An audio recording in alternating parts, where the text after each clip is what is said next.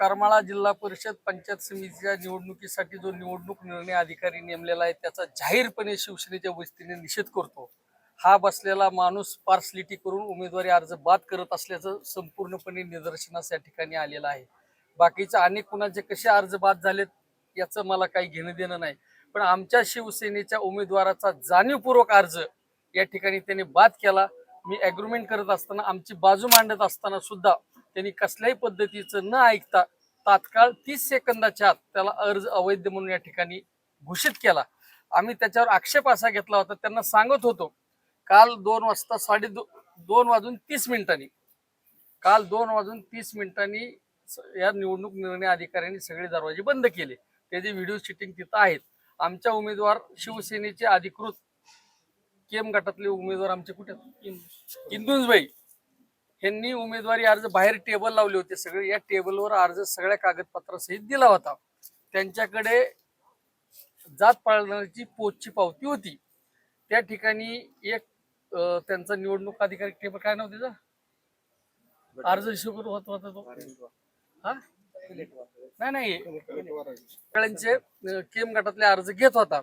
अर्ज घेतला असताना आमच्या उमेदवारांनी सगळा अर्जाचा बंच त्याच्याकडे दिला आणि ही 2:30 वाजता बरोबर त्यांनी ते सगळे अर्ज घेऊन आत गेला.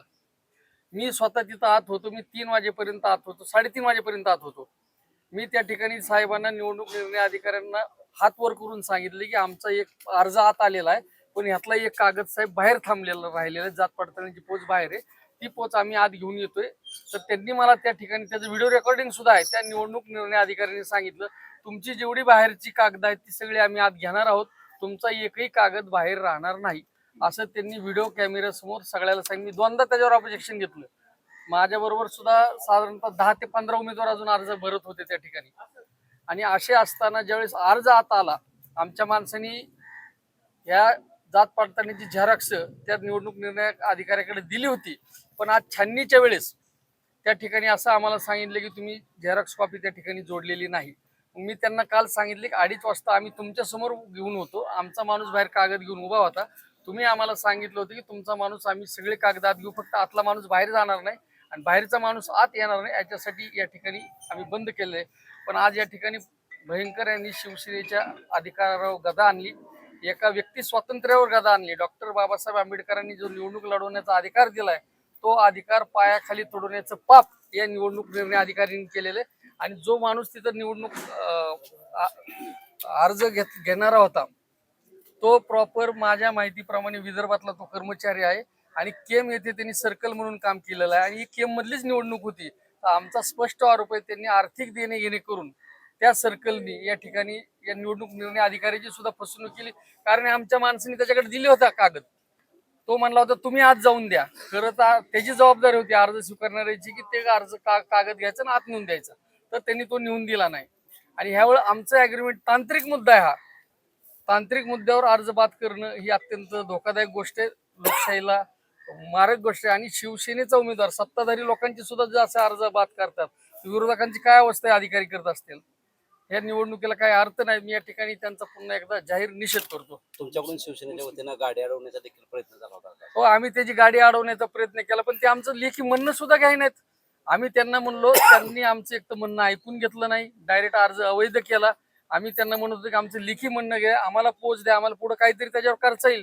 त्यांनी पोच सुद्धा दिली नाही, लेखी म्हणणं गेलं नाही. आणि अवघ्या 3 ते 4 मिनिटात त्या खुर्चीवर उठले, गाडीत बसले, निघून जाण्याचा प्रयत्न केला. आम्ही त्यांना थांबवायची विनंती करत होतो, पण त्यांनी तशीच गाडी रिटून पुढे निघून गेली. पुढची भूमिका काय असणार? आता काय करणार आता? आणि आमचा मुस्लिम उमेदवार होता हा, शिवसेनेकडनं मुस्लिम उमेदवार, तळागाळातला उमेदवार होता. आमच्या शिवसेनेकडनं त्याला कुठला आर्थिक पाठबळ नाही, कधी तिने आयुष्यात निवडणूक लढवली नाही, शिक्षक आहे, उच्च शिक्षित आहे, चांगली माणसं राजकारणात आली पाहिजे अशा प्रकारची भावना आपण सगळे व्यक्त करतो. आणि हे जर असे अधिकारी जर चांगल्या उमेदवारांचे आर्थिक देवाणघेवाणीतून जर फॉर्म बाद करत असतील तर ही अत्यंत दुर्दैवी घटना आहे. या संदर्भात काय आपण पुढे अपील वगैरे करणार आहे? अपिलाची आम्ही चौकशी करतोय. जर अपील जर होत असेल तर आम्ही 100% अपील करू. पण जे नवीन नियमानुसार एकदा निकाल निर्णय अधिकाऱ्यांनी घेतल्यानंतर त्या ठिकाणी पुढे जात येत नाही असं आम्हाला वकिलांनी सांगितलंय, तरी सुद्धा आम्ही प्रयत्न करू. पण आमचा एकच मुद्दा आहे की त्यांनी आमचं म्हणणं ऐकून घ्यायला पाहिजे होतं. लेखी स्वरूपात ऐकून घ्यायला पाहिजे होतं, तोंडी स्वरूपात ऐकून घ्यायला पाहिजे होतं. आमचे वकील तिथं त्या ठिकाणी 2 वकील होते, तरी त्यांनी कुणाचंच म्हणणं ऐकून घेतलं नाही. डायरेक्ट निकाल देऊन टाकला आणि त्यांनी सांगितलं की तुमचं जात. आणि आमचा अर्ज दाखल केलेला बघा तुम्ही, 2:25 अर्ज दाखल आहे. 2:25 अर्ज दाखल आहे आणि 2:30 वाजता त्यांनी गेट बंद केलं. 3 वाजता अर्ज भरण्याची मुदत संपणार होती. आम्ही 2 आणि त्याची सही आहे. आता तुम्ही सह्यात सुद्धा फरक पडा. हा निवडणूक निर्णय मुख्य निवडणूक अधिकारी सहीमध्ये सुद्धा फरक आहे. 2:15चा टायमिंग आहे. कसा अर्ज कुठं कागद जातोय आणि हा जात पडताळणीची पोच.